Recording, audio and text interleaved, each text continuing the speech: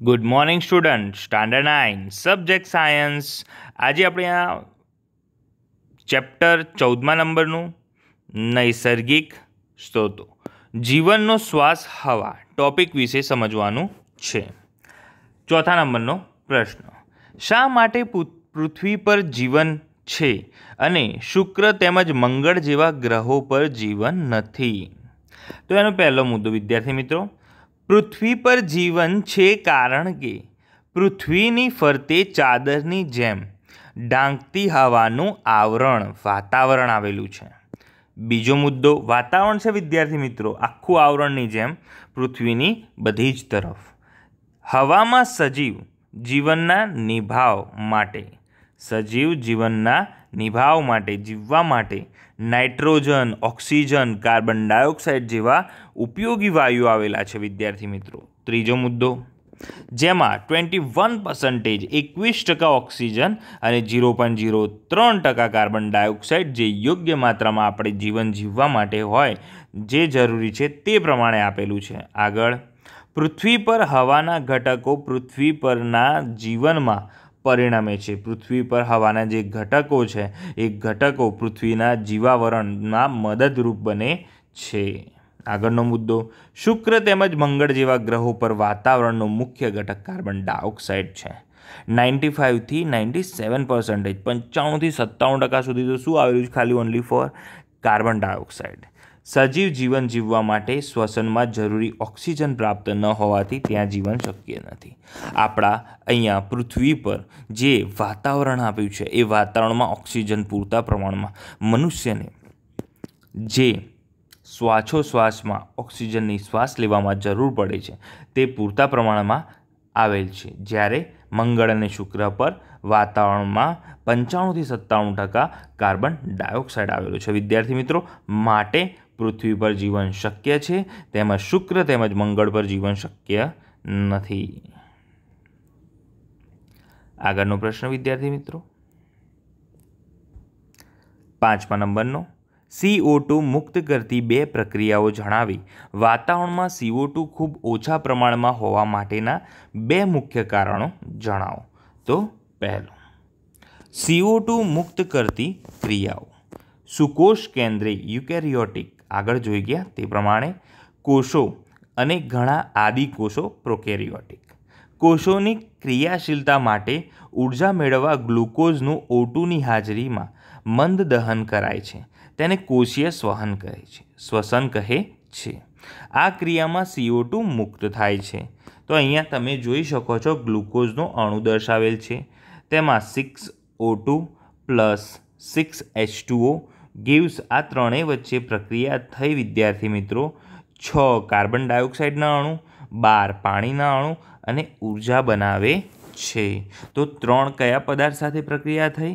એક તો glucose, oxygen અને પાણી સાથે પ્રક્રિયા થવાથી આગળ શું મળે છે? કાર્બન ડાયોક્સાઇડ, પાણી અને ઉર્જા મળે છે. અણુઓ યાદ રાખવા હોય વિદ્યાર્થી મિત્રો તો આ રીતે પ્રક્રિયામાં આપણે બોલી શકીએ.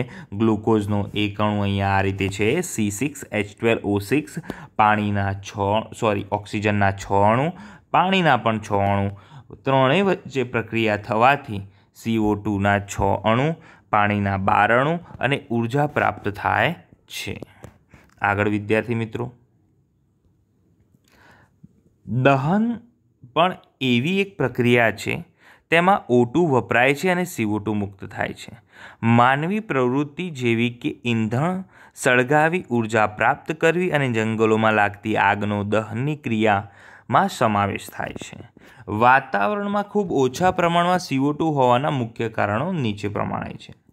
CO2 ઉપયોગ કરતી ક્રિયાઓ. તો પહેલું, પ્રકાશ સંશ્લેષણ દરમિયાન લીલી વનસ્પતિ કાર્બન ડાયોક્સાઇડનું સ્થાપન કરી ગ્લુકોઝ નિર્માણ કરે છે. કાર્બન ડાયોક્સાઇડનું સ્થાપન કરવું પડે છે વિદ્યાર્થી મિત્રો. પ્રકાશ સંશ્લેષણની ક્રિયામાં કાર્બન ડાયોક્સાઇડ વપરાય છે. તો અહીંયા તમે જોઈ શકો છો કાર્બન ડાયોક્સાઇડ અને પાણીમાં ક્લોરોફિલ દ્રવ્યની હાજરીમાં સૂર્યપ્રકાશ મેળવીને એ ગ્લુકોઝ, ઓક્સિજનનો અણુ અને પાણીના અણુ બનાવે છે.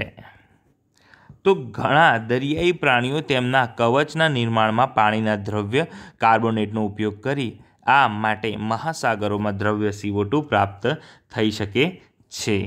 આ ઘણા દરિયાઈ પ્રાણીઓ જે છે, કાચબો જેમ કે કરચલા છે એમ છે, તો એ પોતાના કવચના નિર્માણમાં પાણીમાં દ્રાવ્ય કાર્બોનેટનો ઉપયોગ કરે અને આ માટે મહાસાગરોમાં દ્રાવ્ય CO2 પ્રાપ્ત થઈ શકે છે. આગળનો વિદ્યાર્થી મિત્રો પ્રશ્ન, આમાં તમને ખબર પડી હોય તો કયા કયા કારણો, એક તો પહેલું કારણ લીલી વનસ્પતિનું મુખ્ય કારણ, અને ત્યાર પછી સમુદ્ર જીવીમાં કેવી રીતે કાર્બન ડાયોક્સાઇડ પ્રાપ્ત થાય છે તે કારણ લખેલું છે. આબોહવાના નિયંત્રણમાં વાતાવરણનો ફાળો સમજાવો. તો વાતાવરણના વાયુઓ ઉષ્માના મંદવાહક હોવાથી વાતાવરણ પૃથ્વીના સરેરાશ તાપમાનને દિવસના સમયે અને સમગ્ર વર્ષમાં યોગ્ય રીતે જાળવી રાખે છે. તો આપણું જે આ વાતાવરણ છે ચાદર જેવું કાર્ય કરે છે વિદ્યાર્થી મિત્રો, ઉષ્માના મંદવાહક હોવાથી. મંદવાહક ઉષ્માના હોય છે એટલે વધારે પ્રમાણમાં નહીં કે એકદમ નહિવત પ્રમાણમાં નહીં, એ થોડા વધતા પ્રમાણમાં જ એ સરેરાશ તાપમાનને પોતાના અંદર ઉષ્મા શોષી શકે છે અને સમાવી શકે છે. દિવસમાં એ સમગ્ર વર્ષમાં યોગ્ય રીતે જાળવી રાખે તેવું વાતાવરણ છે આપણું. વાતાવરણ દિવસ દરમિયાન તાપમાનના અચાનક વધારાને અટકાવે છે અને રાત્રિ દરમિયાન ઉષ્માની બાહ્ય વાતાવરણમાં મુક્ત થવાની ક્રિયાને ધીમી પાડે છે.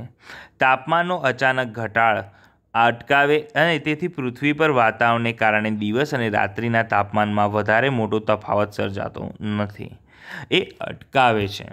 દિવસ દરમિયાન તાપમાનમાં વધારો થતાં અટકાવે છે અને રાત્રિ દરમિયાન જ્યારે એ ઠંડો પડતો હોય છે એ વખતે પણ એ વધારે વાતાવરણમાંથી એ મુક્ત થવા દેતો નથી.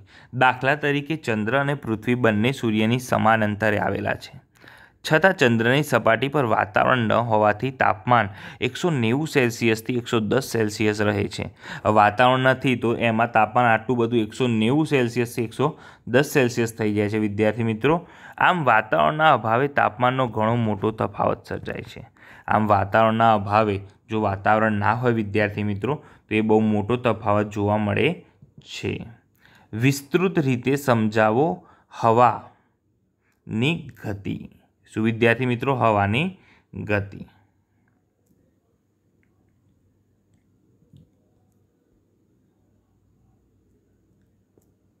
ગરમ દિવસ પછી સાંજના સમયે પવનની ઠંડી લહેરથી અને ગરમ હવામાનના અમુક દિવસો પછી વરસાદથી આપણે રાહત મળે છે.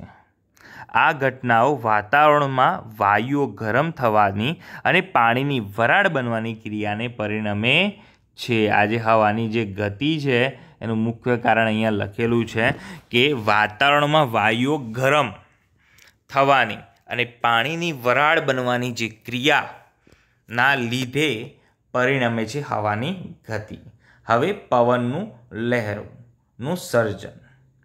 જ્યારે સૂર્યના કિરણો પૃથ્વીની સપાટી પર પડે છે ત્યારે તેના અમુક કિરણોનું જમીન અને જળાશયો દ્વારા શોષણ થાય છે.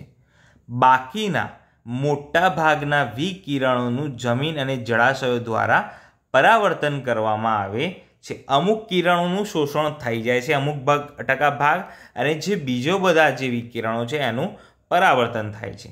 આ પરાવર્તિત કિરણો વાતાવરણને નીચેથી ગરમ કરે છે.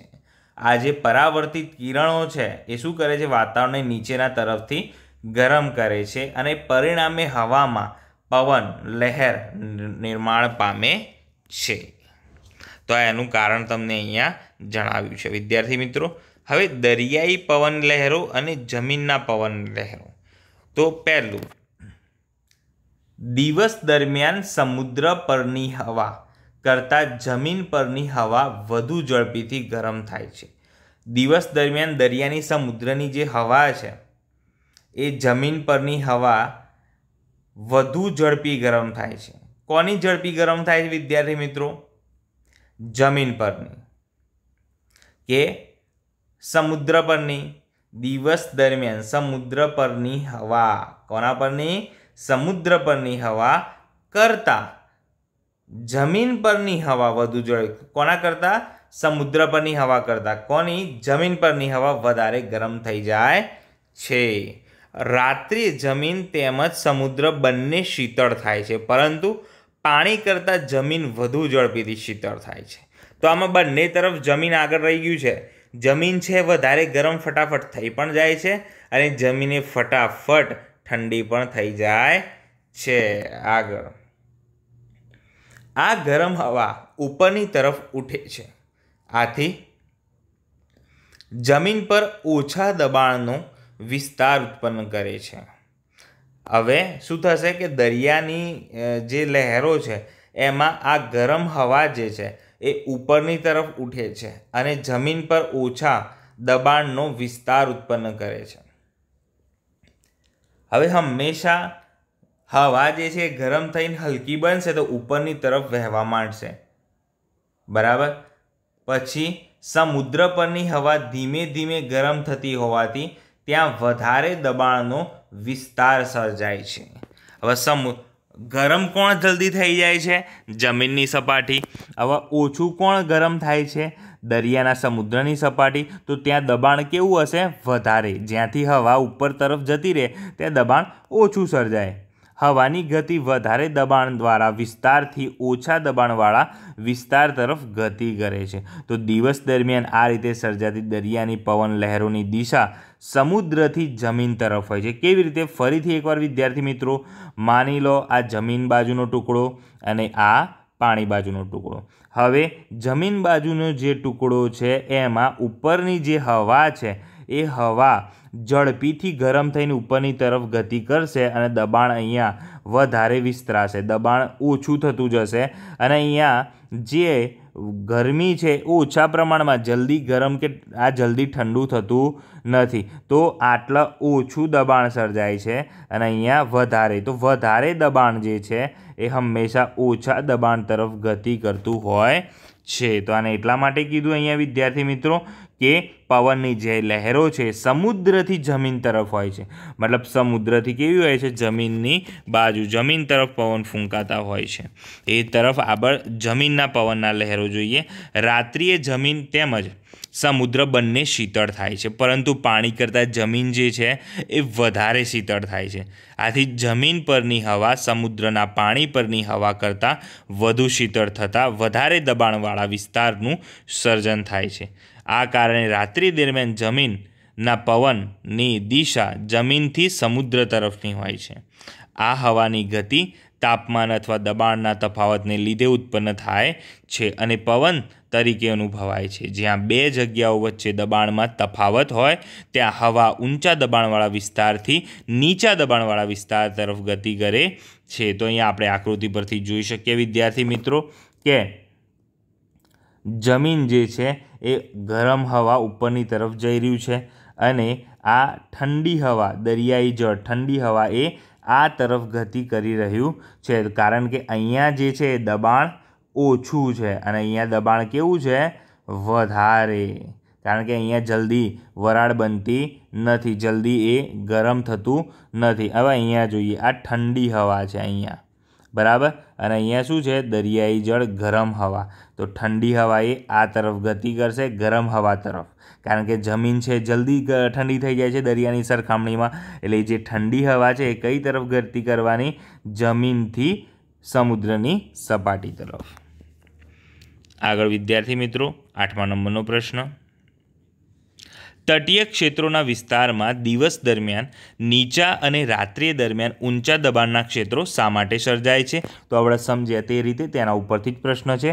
તટીય ક્ષેત્રોમાં દિવસે જમીન ઝડપી ગરમ થતાં તે રહેલી હવા ગરમ થઈ ઉપરની તરફ જતાં નીચા દબાણના ક્ષેત્રે અને રાત્રિ દરમિયાન જમીન ઝડપથી ઠંડી પડતાં ઊંચા દબાણના ક્ષેત્રે સર્જાય છે.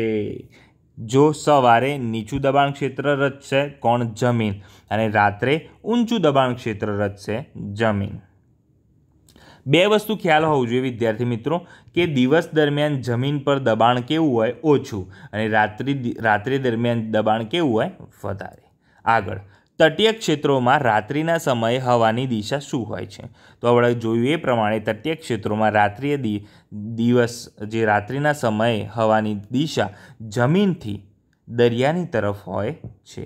વાદળો કેવી રીતે બંધાય છે? વરસાદ કેવી રીતે થાય છે? વાદળો કેવી રીતે બંધાય છે? વરસાદ કેવી રીતે થાય છે? પહેલો મુદ્દો વિદ્યાર્થી મિત્રો, પૃથ્વી પરના જળ સ્ત્રોતોમાં દિવસના સમયે પાણીનો ભાગ ગરમ થાય છે ત્યારે ખૂબ વધારે માત્રામાં પાણીની બાષ્પ બને છે અને આ બાષ્પ હવામાં વહે છે. બીજો મુદ્દો, પાણીની બાષ્પ કેટલીક માત્રામાં વિવિધ પ્રકારની જૈવિક ક્રિયાઓના કારણે વાતાવરણમાં જાય છે. હવે જે આ પાણીની બાષ્પ છે એ કેટલીક માત્રામાં વિવિધ પ્રકારની જૈવ ક્રિયાઓને કારણે વાતાવરણમાં જાય છે અને સૂર્ય ઉષ્માથી હવા પણ ગરમ થાય. સૂર્યની ઉષ્માથી હવા શું થાય છે? ગરમ થાય છે. આ ગરમ હવા પાણીની બાષ્પને ઉપરની તરફ લઈ જાય છે. જેમ જેમ હવા ઉપરની તરફ ઉઠે છે તેમ તેમ તેનું વિસ્તરણ થતાં તે ઠંડી પડે છે અને ઠંડી હવામાં રહેલા પાણીની બાષ્પના બિંદુઓ ફેરવાય છે. હવે પાણીની બાષ્પ ઉપર જઈને શું થાય છે? ઠંડી પડે છે અને બાષ્પમાંથી પાણીના નાના નાના બિંદુઓ બને છે. આગળ, હવામાં તરતા ધૂળના રજકણો અને અન્ય દ્રવ્યો પાણીના નાના બિંદુઓની ફરતે એકત્રિત થઈ જાય છે. હવામાં જે ધૂળના રજકણો હોય છે એ ધૂળના રજકણો અન્ય દ્રવ્યો પાણીના નાના બિંદુઓની તેમની ફરતે એકત્રિત થઈ જાય છે અને મોટા પ્રમાણમાં પાણીના નાના બિંદુઓને એકત્રિત થતાં વાદળો બંધ થાય છે. એ નાના બિંદુઓ છે એ બધા ભેગા થશે અને વાદળનું રચના કરશે. પાણીના નાના બિંદુઓની સંઘનનની પ્રક્રિયાની પાણીના બિંદુઓનું કદમાં વધે છે. આ નાના પાણીના બિંદુઓ ભેગા થયા એ સંઘનનની પ્રક્રિયા કહેવાશે અને એ ભેગા થવાથી એમનું કદ કેવું થાય છે? વધારે થાય છે. પાણીના બિંદુઓનું વજન જ્યારે વધી જાય, 1, 2, 3 એમ ભેગા થતા જ જાય, વાદળ બંધાતું જાય અને જ્યારે એ ભારે થઈ જાય, વજન વધી જાય ત્યારે જમીન પર વરસાદ રૂપે પડે છે. ક્યારેક હવાનું તાપમાન ખૂબ જ ઓછું થઈ જાય ત્યારે હિમવર્ષા કે કરાના સ્વરૂપ. હવે હવાનું તાપમાન બહુ જ નીચું થઈ જાય, બરાબર, તો એ જે પાણી છે એ બરફમાં અથવા તો બરફ કરામાં રૂપાંતર થઈ હિમવર્ષા કરે છે. તમે અહીંયા જોઈ શકો છો કે આ બાષ્પીભવન થઈ પાણી ઉપર જાય છે હવામાં, પછી અહીંયા સંઘનન થઈ વાદળો બંધાય છે અને ભારે કણો બનતા એ વરસાદ રૂપે નીચે પડે છે. વિદ્યાર્થી મિત્રો, હવે આયા આપણે હવાનું પ્રદૂષણની વાત કરીશું. કોની? હવાના પ્રદૂષણની. હવાનું પ્રદૂષણ એટલે શું? હવાનું પ્રદૂષણ કેવી રીતે થાય છે? તેની હાનિકારક અસરો જણાવો. પ્રશ્ન નંબર 11. હવાનું પ્રદૂષણ. પહેલો મુદ્દો, હવામાં હાનિકારક પદાર્થોના ઉમેરાથી તેની ગુણવત્તામાં થતા ઘટાડાને હવાનું પ્રદૂષણ કહે છે. હવાની જે ગુણવત્તા છે એનો ઘટાડો થાય, બરાબર, અને એ હાનિકારક પદાર્થો હવામાં ભળે તો એને હવાનું શું કહે છે? પ્રદૂષણ. હવાનું પ્રદૂષણ કોલસો અને પેટ્રોલિયમ પદાર્થો જેવા અશ્મિ બળતણના દહનથી થાય છે. એના મુખ્ય કારણો કોલસો અને પેટ્રોલિયમના દહન, અશ્મિ બળતણ.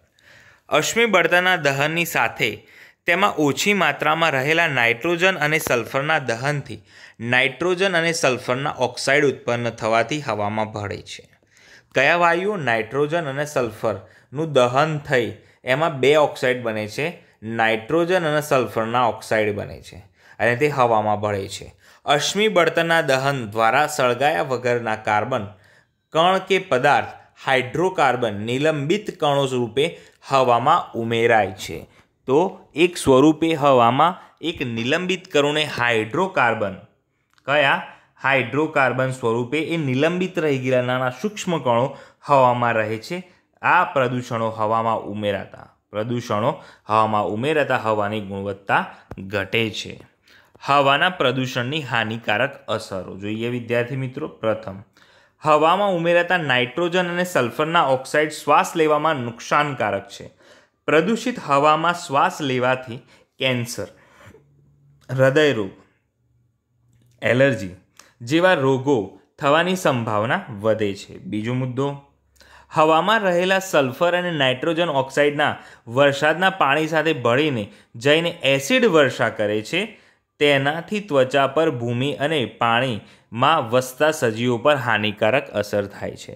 તો એ જે સલ્ફર ડાયોક્સાઇડ અને નાઇટ્રોજન ડાયોક્સાઇડ જે કહ્યું ઓક્સાઇડ, એ પાણી સાથે ભળીને એસિડ વર્ષા રૂપે પૃથ્વી પર પડે છે. વિદ્યાર્થી મિત્રો, હાઇડ્રોકાર્બન પ્રદૂષકો નિલંબિત કણો સ્વરૂપે વધારે માત્રામાં હોય ત્યારે વાતાવરણને ધૂંધળું બનાવે છે અને શિયાળામાં નિલંબિત કણો સાથે પાણી સંઘનિત થઈ ધુમ્મસ બનાવે છે, જે વાહનના અકસ્માતનું કારણ બને છે. જે આપણે સવારે જોઈ શકીએ છીએ ધુમ્મસ વધારે પડતું, એ આ કણો જે નિલંબિત રહી જાય છે, નાના સૂક્ષ્મ કણો જે હવામાં, એના કારણે ધુમ્મસ વધારે બંધાય અને ધુમ્મસને કારણે વાહન ચલાવવામાં તકલીફ પડતી હોય છે.